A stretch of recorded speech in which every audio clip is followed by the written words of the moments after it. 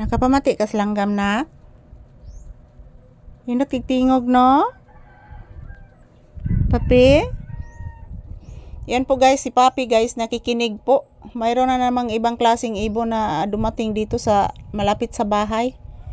So kasi dito guys, sa bahay guys, maraming mga punong kahoy.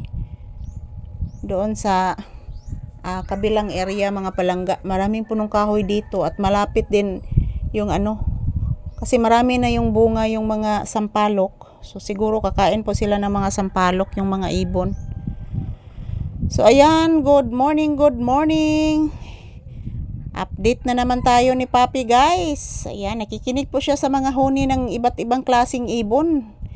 Iba't ang uri ng ibon guys. Iba't ibang busis ng ibon ngayon.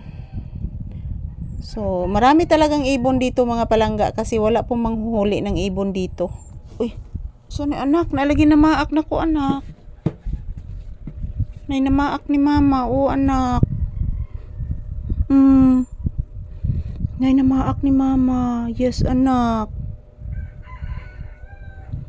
Marami kasing ibon dito guys at marami ding puno. So kaya po nagpipiesta yung mga ibon dito.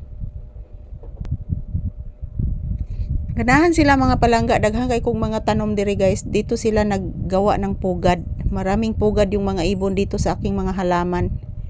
So kaya ang saya ko po guys kasi yung mga tinatanim ko na mga halaman, pinupugaran po ng ibon. Ayan po si Papi, nakikinig lang po. Ito lang po ang aming obra dito guys sa loob ng tindahan, wala pa namang customer. So mayroon po akong saging dyan Yan, kinainan yan ng daga kagabi guys, yung aking saging. So marami talagang daga dito. Hindi ko pa nahuli yung daga guys. Nasaan piso? Nasaan piso nak? Kabati ka na? Nasaan piso anak? Mangayo na sa nagtukunon ang piso nak. Bless mama sa anak be. Kaloyan kas Ginoo anak, taga Santo anak. Yes anak. Paminawa nak, langgam nak, naglupad nak. Nagsigkanta ang langgam nak. Malipayon kay ang langgam, nagsigkanta nak. Lain na sa tugtingog langgama anak. Namati ka na? Oo.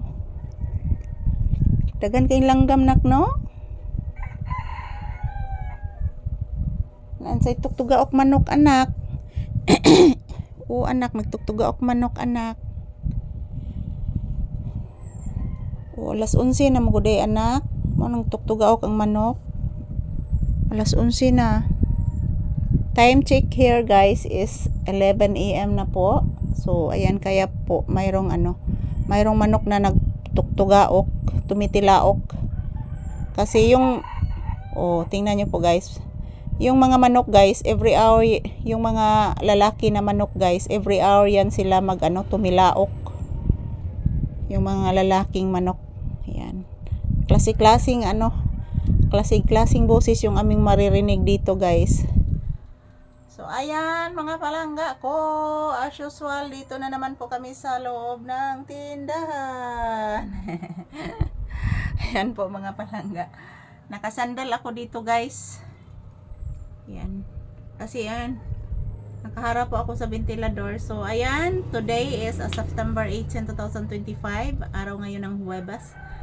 This is Papi's update. Nandito pa rin kami sa loob ng tindahan, naghihintay ng customer. So always, pasasalamat ko sa inyong lahat mga langga ko, my viewers and subscribers. Thank you for always watching. I love you all mo.